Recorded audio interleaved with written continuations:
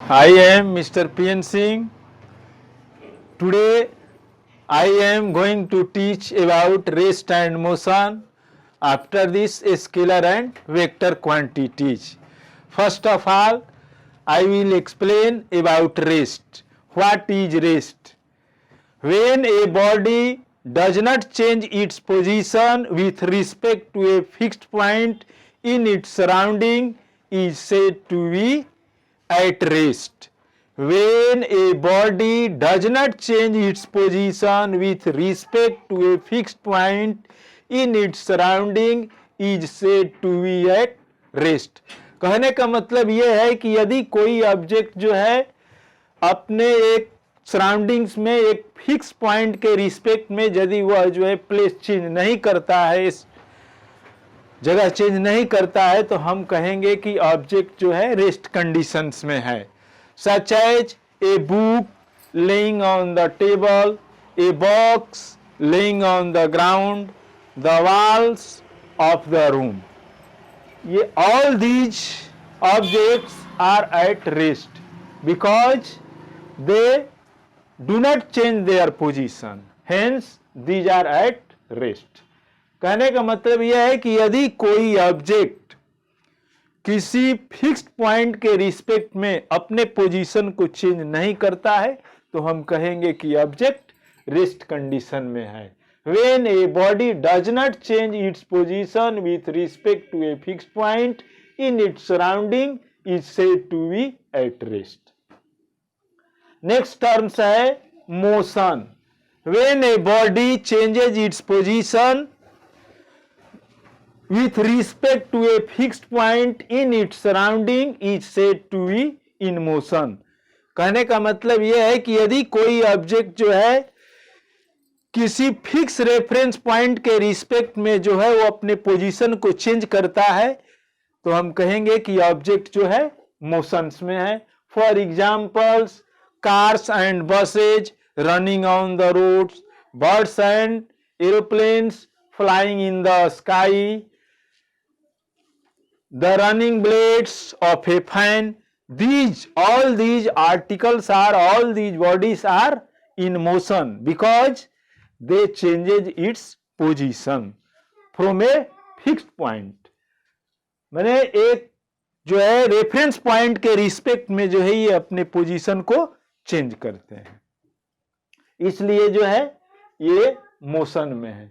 When a body changes its position with respect to a fixed point in its surrounding is said to be in motion. कोई object जो है किसी fix point के respect में अपने position को change करता है तो हम कहेंगे कि ऑब्जेक्ट जो है मोशन में है. नेक्स्ट है scalar and vector quantities. A physical quantities which requires only magnitude for its complete description is called scalar quantities. माने वो फिजिकल क्वांटिटी जिसको जो है कंप्लीट डिस्क्रिप्शन के लिए ओनली मैग्नीट्यूड की आवश्यकता होती है तो उसको हम कहेंगे कि ये फिजिकल क्वांटिटी जो है स्केलर क्वांटिटी है. such as mass, area, volume, speed, distance, time, length, power, energy. ये all physical quantity जो है स्केलर क्वांटिटीज है. स्केलर क्वांटिटीज को जो है एक नंबर और प्रॉपर यूनिट से जो है रिप्रेजेंट किया जा सकता है. A scalar quantity can be represented by A number with proper unit. मैंने कहने का मतलब है कि स्केलर क्वांटिटी को डिनोट करने के लिए, रिप्रेजेंट करने के लिए जो है एक नंबर और एक प्रॉपर यूनिट की जरूरत होती है. जैसे किसी ऑब्जेक्ट का मास को डिनोट करने के लिए हम मान लेते हैं कि उस ऑब्जेक्ट का मास जो है 10 है तो हम बोलेंगे 10 kg. 10 नंबर हुआ और kg यूनिट हुआ. उसी तरह से एरिया जो है नंबर और स्क्वायर मीटर, सेंटीमीटर, वॉल्यूम जो है क्यूब मीटर, क्यूब सेंटीमीटर, माने नंबर और प्रॉपर यूनिट की जरूरत होती है स्केलर क्वांटिटी को रिप्रेजेंट करने के लिए. Vector quantities, a physical quantities which requires both magnitude and direction for its complete description is called vector quantities.